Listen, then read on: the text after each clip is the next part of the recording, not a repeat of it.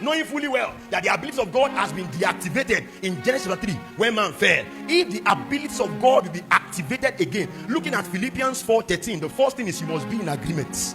You will be frustrated. Life will look difficult. Life will be hard when you choose to do it in your strength. You will wish that you were not born sometimes. I've met people who say to me, say, at some point in my life, I feel like committing suicide. You will not come to that point if you trust God. But anytime you begin to think about what you can do for yourself, how you can fix it, how you can try and make it work, that's when the devil begins to step in and say, can you do it? Why not kill yourself?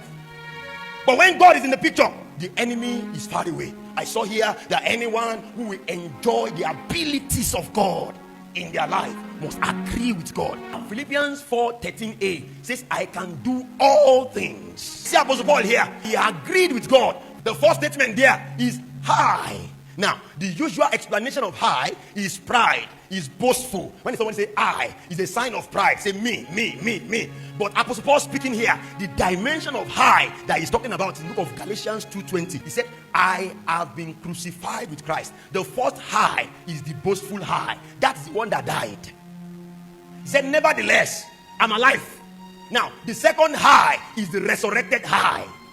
The one that is no longer boastful. The one that is no longer arrogant, the one that is not seeing himself, said no longer high.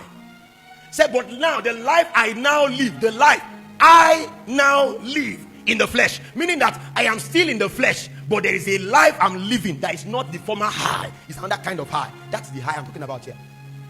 Apostle Paul said, I can do all things. I saw the high there as the high in Christ. The high there as the high that has understanding of who he is inside Jesus. If a man will see the abilities of God or the ability of God, aside from the fact that you must agree with God, do you know who you are?